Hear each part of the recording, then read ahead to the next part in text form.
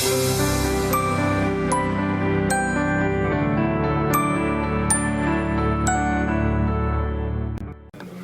and the family, that child becomes that number one component of the family, and not looking at the marriage, which you can have a marriage without a child, and a lot of guys forgot that.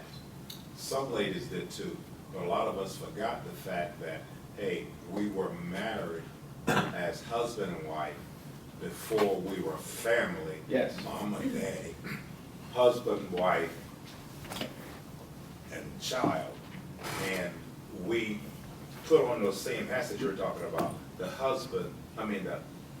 mama and the daddy's hat, and we took off those hats of husband and wife. Very true.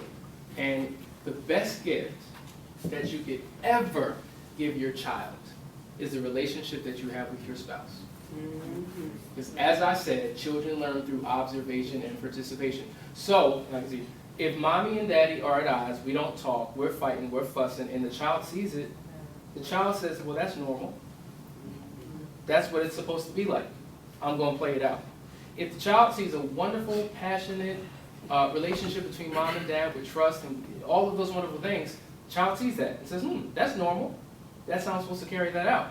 And so so our principle is partners first, parents second. And when you do things in that order, everybody wins. Nobody has to be sacrificed. And that's one of the reasons why we try to stress the importance of investing in your relationship as a spouse to each other. The marriage ministry meetings that come once a month. Those children need to know that you have that in your plan once a month to attend, or once a year to attend the retreat, or once a month to get with the other spouses or what have you, because that relationship is just as important as the other things. Right. And a lot of times we just don't let them see that. So they don't know how to develop those healthy relationships when they get married, because they don't see that.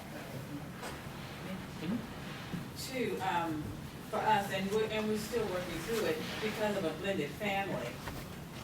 Part of our biggest challenge was I moved into their house.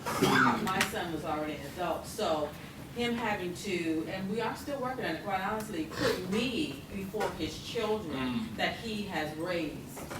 You know what I'm saying? And that's really been a big issue because, no, but I'm the wife now, but these kids have been with me all this time. You're just moving in. And they realizing that, well, you're the new person here, and that's, Well, we're going to talk about that in probably some of the next session when we talk about the order of the family. So we're going to address that issue.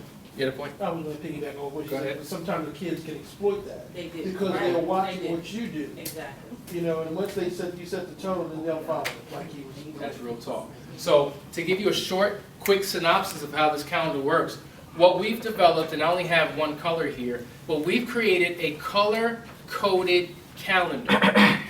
So every priority represents a different color, okay? So for instance, God is blue, as an example.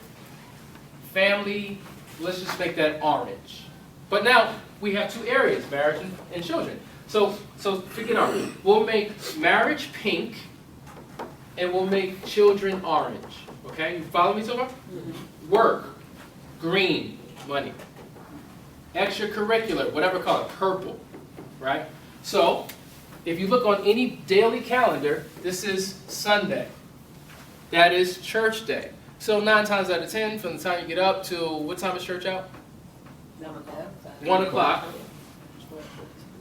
This entire area is shaded, whatever that color is for you, purple. That represents God, right? So 1 o'clock we're out of church. Now in my household, Sunday is the day I'm off. That's family day. So after church, right? Now, from 1 to say 5 o'clock, we're going to spend 4 hours with the family.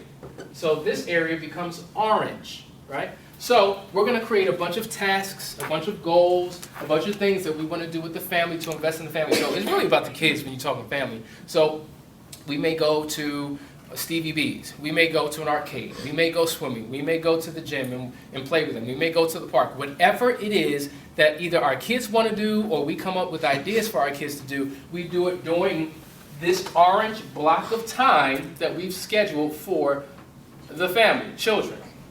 Maybe Sunday night is extracurricular. Now, what can you put in extracurricular? We put church in extracurricular, but say you love reading. You could put reading in extracurricular. You want to work out. We put working out in extracurricular.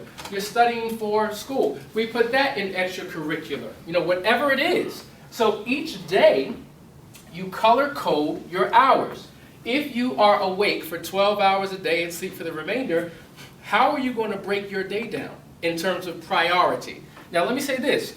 Yes, you may spend more hours on your job, but you put your family above work, right, as a priority.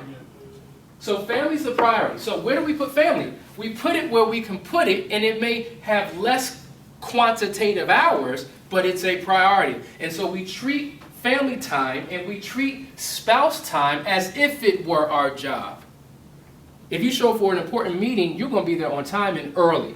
And the same passion and conviction and responsibility you put into that, you put into your marriage, you put into your children, and you do not compromise on it because it is a priority.